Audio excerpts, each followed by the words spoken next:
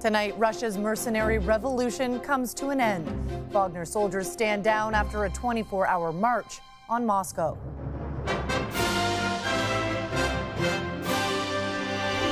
Hired guns turn tail as Putin exiles Prigozhin. What it means for the war in Ukraine. Investigating what happened aboard the Titan. We will now look at the circumstances that led to those deaths. As the doomed sub support ship returns home. Plus, the growing maritime migrant crisis from the Mediterranean to the Canaries. They were making signs, they wanted assistance. Criticism of an unequal response to another disaster at sea.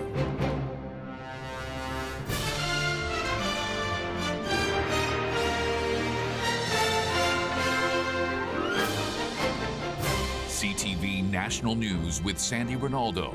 Reporting tonight, Heather Wright.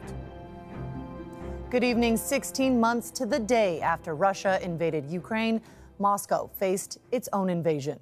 Heavily armed mercenaries advanced through Russia early Saturday, capturing the city of Rostov-on-Don before racing in convoy toward the capital. Yevgeny Prigozhin, the leader of the Wagner group, ordered the rebellion, then quickly called it off. It's a stunning challenge to President Vladimir Putin's authority and could create opportunities for Ukraine in its counteroffensive. CTV's Judy Trin starts us off. An uneasy calm as Russians watch Wagner Group mercenaries leave Rostov-on-Don. Applause as their leader is driven away.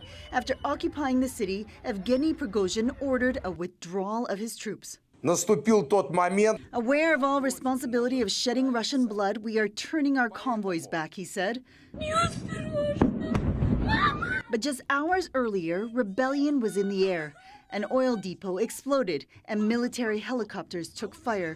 Prigozhin ordered his private army of 25,000 to turn away from Ukraine to march on Moscow to remove so-called corrupt commanders. President Vladimir Putin called it a stab in the back and threatened to charge Prigozhin with armed insurrection. In the meantime, the Kremlin went into lockdown. Police presence was bolstered, and roads to the capital were dug up to slow the advance of armored vehicles. I think it really shows weaknesses in Putin's regime, and it shows that the man who he wants to portray himself as invincible has some really shortcomings and vulnerabilities. Because Russia is collapsing on itself. My personal opinion on what is happening to Russia right now is a pure definition of a failed state. With the turmoil in Russia, Ukraine mounted several counteroffensives, while President Vladimir Zelensky seized the opportunity to mock Putin. Saying today the world saw that the bosses of Russia do not control anything, nothing at all. The Kremlin says Yevgeny Prigozhin will not be charged. As part of a deal, he was exiled to Belarus. But Heather, his troops will return to the front lines in Ukraine. All right, Judy Trin in Ottawa, thank you. So what does this short-lived revolt in Russia mean for Putin and his war in Ukraine? Joining us is retired Major General David Fraser, CTV military analyst and former commander of NATO forces in Afghanistan. Major General, an extraordinary 24 hours, threats of revenge, a possible coup. What does this say to you about the state of affairs in Moscow right now? Well, Heather, Prigozhin, who was once one of Putin's closest allies, the leader of the Wagner group, critical to Russian operations in Africa, critical to operations in Ukraine, that actually backfilled the Russian army that failed, actually did an awful lot of positive things for Russia in Bakhmut, has turned to become a traitor, has turned to become a pariah, and mounting a mutiny was a direct challenge to Putin's leadership and authority today, which is unprecedented, has resulted in Putin asking Belarus for exile this person that leaves a big hole in the Russian capability necessary to finish off this war. Well, and of course, we know Wagner has played a huge role in Russia's invasion of Ukraine.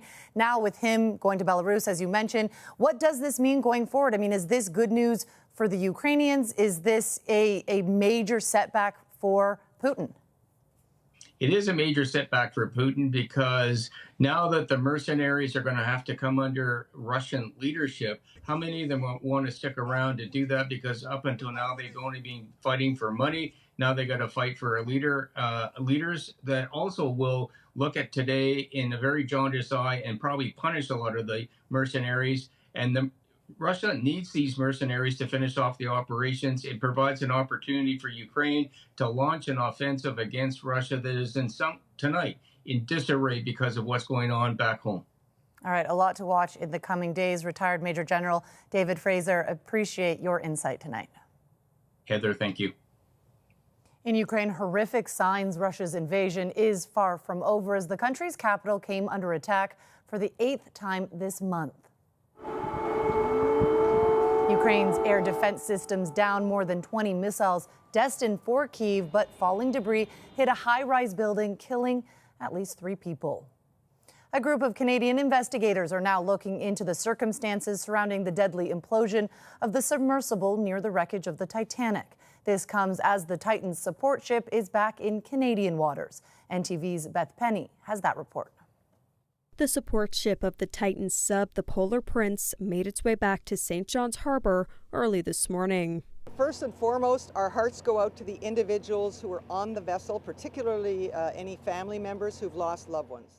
As it docked in the harbour, investigators from both the Transportation Safety Board of Canada and the RCMP in Newfoundland and Labrador made their way on board to conduct interviews. Police have established a team of investigators whose sole purpose is to determine if any criminal, federal or provincial laws have been broken and whether a full investigation is needed in the deaths of the people on board the Titan.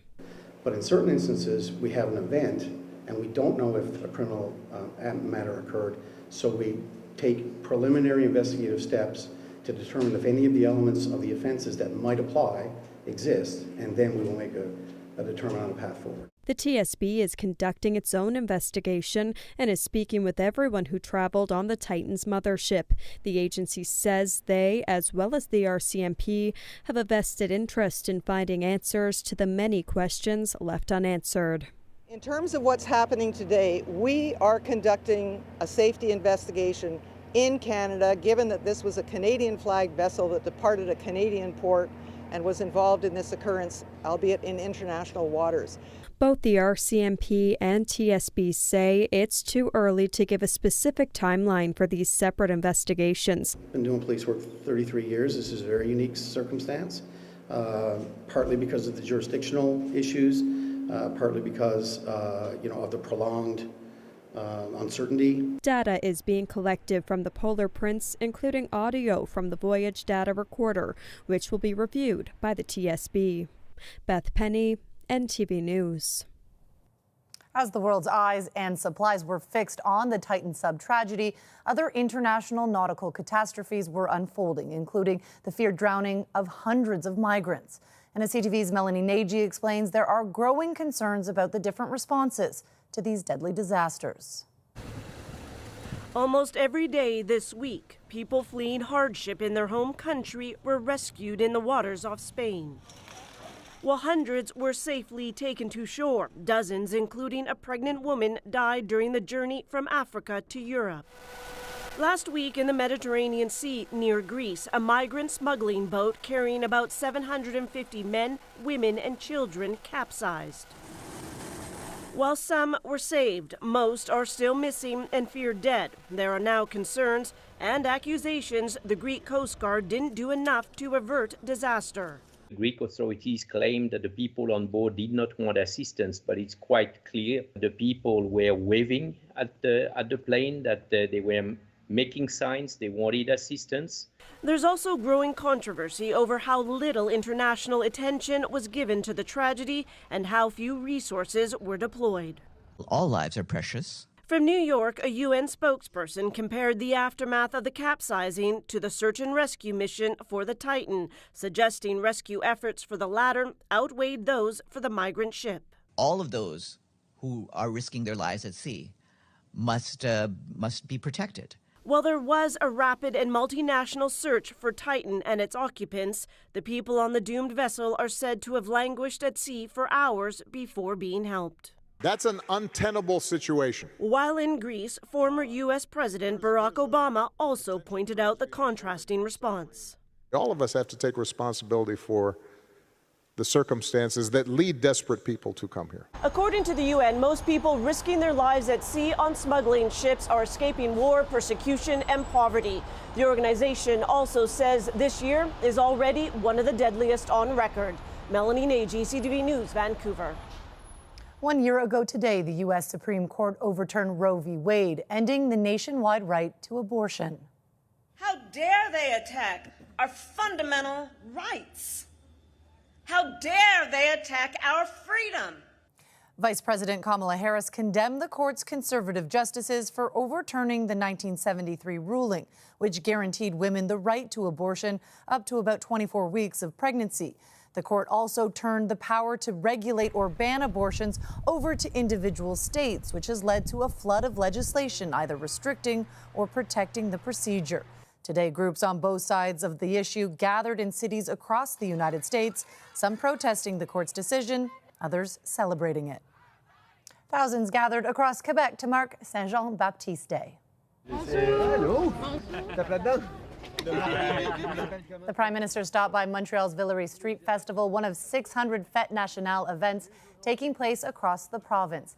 And for the first time since 2019, celebrations returned to their pre-pandemic glory, even if it did rain on the parade. CTV's Kelly Gregg reports.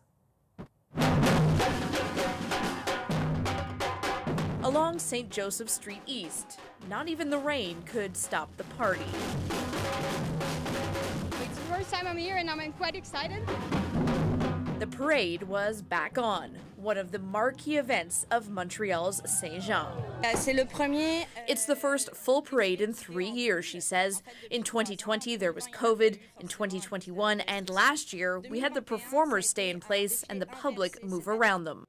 This year's theme is creativity, and it allowed for different artists to showcase their work. I feel there's beautiful diversity in the parade, and I'm really happy about it. And that is why Stéphanie Héroux-Brazeau wanted to be here. For us to come in today is like a message saying that we're proud and that we're proud of our land too, like we're still guardian of this land. She's originally from the Anishinaabe community of Lac-Simon and says it's important to represent Indigenous voices during the celebration. There's so many culture, there's so many different language here, but we're part of it too. And while Quebec has grappled with division, sometimes fueled by politics and opinions on what Quebec's values are, many here say this is a chance to highlight all that's good about the province. Well, it's really simple. I mean, my parents were immigrants. I was born here. Quebec has been so wonderful at welcoming us and making us feel at home. I feel like this is my country. I'm very proud of French, English, cohabitation of different styles of people. And they say that is what Quebec should be about. Kelly Gregg, CTV News. This year's festivities will look a little different for some because traditional bonfires and fireworks displays are not allowed due to a fire ban covering much of the province. Wildfires in northeastern Quebec have forced the evacuation of another 2 villages near the Ontario border. Residents of Val-Paradis and Beaucanton were given 90 minutes to flee. More than 6,000 Quebecers have been ordered to leave their homes in the past 72 hours. Relief for some Vancouver Island communities with their main access highway finally open after being closed due to wildfires for more than 2 weeks. We've been seeing about 15 to 30% of what our regular traffic would have been, whether that's in restaurants or hotels or even just vehicles kind of coming through. Thomas says the route is vital for Tofino's residents and the tourists who fuel its economy. Coming up, sailors on a Dutch boat and their killer encounter.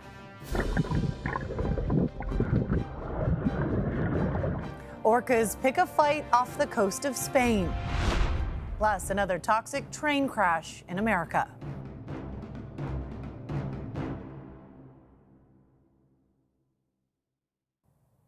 A A bridge collapse in Montana this morning sent train cars carrying toxic materials crashing into the water below. The train cars were carrying hot asphalt and other hazardous materials when they plunged into the Yellowstone River. Officials say precautions are being put in place, but don't believe there is an immediate risk to residents. Investigators are working to determine what caused the bridge to collapse. A boat racing crew traveling near Spain was forced to drop its sails after a frightening encounter with a pod of orcas. He's going for it. Oh my God. At least 3 killer whales bumped Team Yayo's boat and nuzzled the rudder as it was headed for the Strait of Gibraltar in the final stretch of the ocean race. Montreal Canadiens legend Henri Richard is making headlines 3 years after his death. The NHL Hall of Famer is the latest pro hockey player to be posthumously diagnosed with a degenerative brain disease. But as CTV's Vanessa Lee reports, the league has repeatedly denied a link between CTE and the sport of hockey.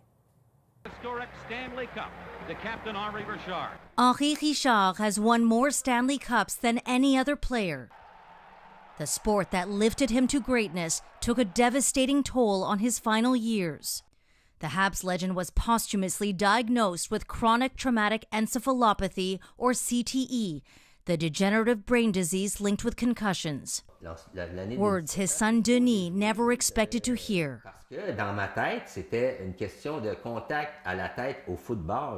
I always thought CTE was associated with hits to the head in football, he says.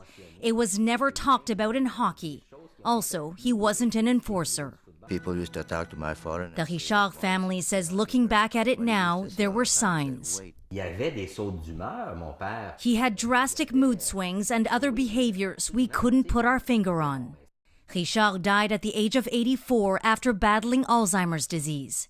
Studies have shown repeated head trauma is linked to the development of dementia. And Richard is not alone. The Concussion Legacy Foundation says 16 of 17 NHL players studied have been diagnosed with CTE, including Hall of Famer Stan Mikita. One of the big risk factors for CTE, it's not concussions, it's the number of impacts that a player receives during the course of their career. Impacts, experts say, like heading in soccer, body checking in hockey, tackling in football and rugby. A football player that starts playing at 5 years old versus 14 years old is at 10 times the risk to develop CTE. Richard says he is sharing his father's personal story for his grandchildren.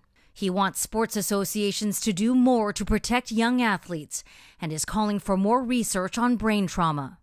The legacy of a hockey legend that extends far beyond the ice. Vanessa Lee, CTV News, Laval, Quebec. Still ahead, delivery by drone. Next generation technologies take flight at a new state-of-the-art facility.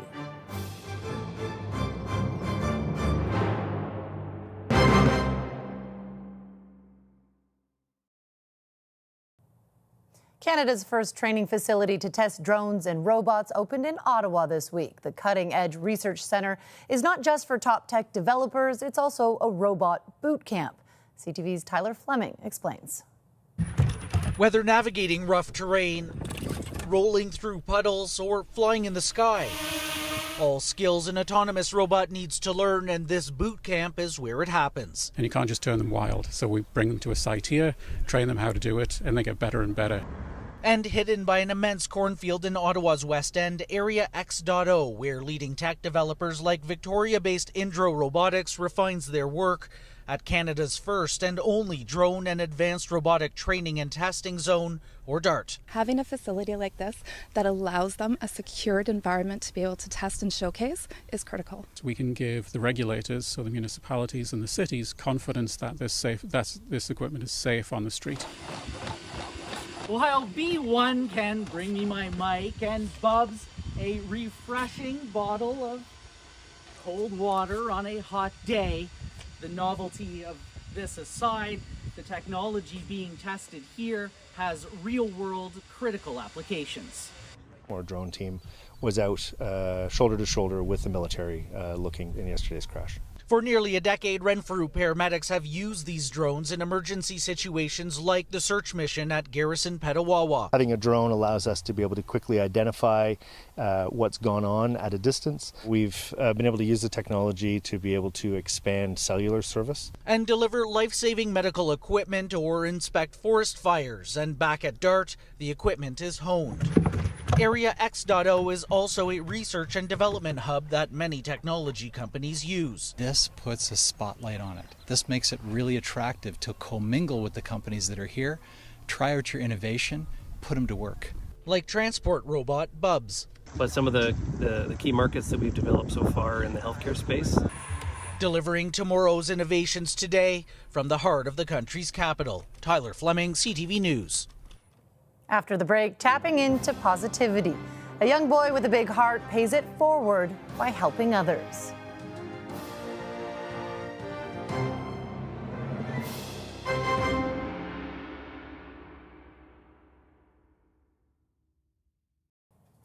We leave you tonight with the story of a Victoria boy with Down syndrome who, despite his challenges with communicating, is spreading never-ending kindness and positivity to his classmates.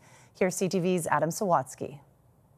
When Sharad Somaya first started school, his educational assistant says the boy was often overwhelmed. Didn't have a lot of words, and so there was a lot of frustration. Over a lot of little things, and as Sharad learned to communicate through his tablet, the one big thing everyone else seemed to effortlessly have. Friend. That was then, Jennifer Ritchie says, but now? He's just kind of like a friendliness ambassador. The fourth grader, who has autism and Down syndrome, is proving to be fluent in positivity. He's always upbeat, always in a good mood.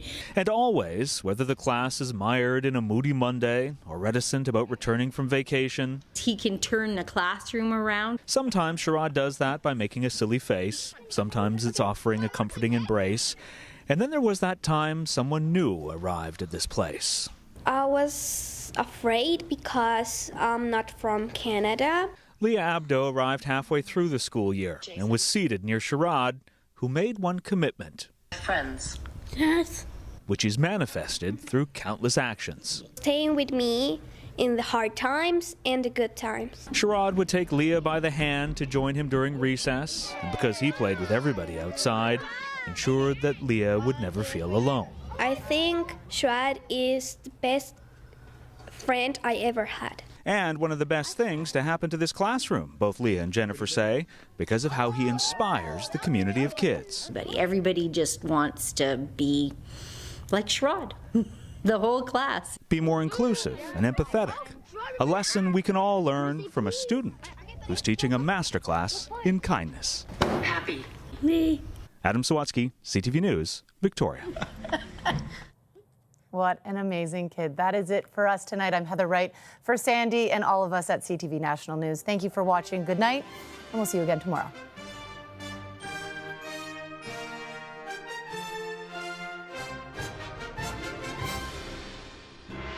CTV National News, Canada's #1 newscast.